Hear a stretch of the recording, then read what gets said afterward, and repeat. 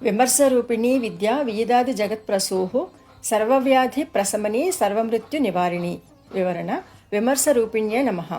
పరమాత్మ ప్రకాశరూప స్ఫురణకు విమర్శమని పేరు. ఆ విమర్శ యొక్క శక్తి చరాచరాత్మకమైన సకల జగత్తును కలిగించుచున్నది. అదే జగత్తును సంహరించుచున్నది. పదముల అర్థములను బోధించును. పదము స్ఫురించుటలో అర్థము ఆవశ్యకము. ఇది శబ్దార్థములకు గల అవినాభావ సంబంధము. అట్టి స్వరూపము కలది తల్లి.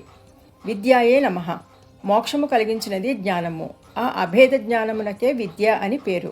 తల్లి చైతన్య స్వరూపమును తత్ అనగా పరమాత్మ అను పదముచే గ్రహించవలెను.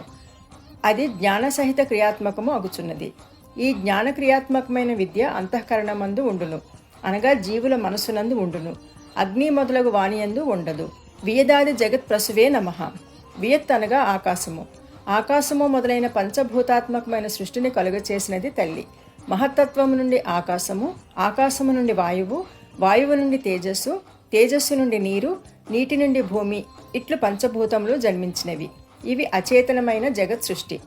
వీటితో పాటు పంచ తన్మాత్రలు, పంచ జ్ఞానేంద్రియములు, పంచ కర్మేంద్రియములు, మనోబుద్ధి అహంకార చిత్తాలు, ఆత్మ మొదలగు చేతనములలోని తత్వములు అన్నీ తల్లి నుండి ఉద్భవించినవే.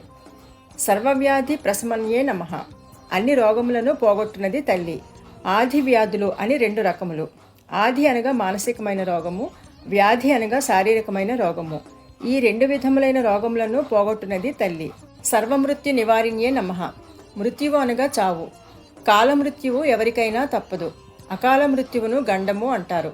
ఇది అనేక విధములుగా రావచ్చును. అగ్ని వలన, నీటి వలన, పిడుగుల వలన, ఆయుధముల వలన, పాములు మొదలైన ఇతర జీవుల వలన, ప్రమాదముల వలన, తాత్కాలిక తీవ్ర దుఃఖాల వలన కలుగుచుండును.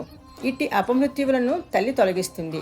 అంతేకాదు కాలమృత్యువును పొందిన భక్తులకు మోక్షమును ఇచ్చి మరలా జన్మము లేకుండా చేయుట వల్ల వారి మృత్యువును కూడా తొలగించుచున్నది అని భావము.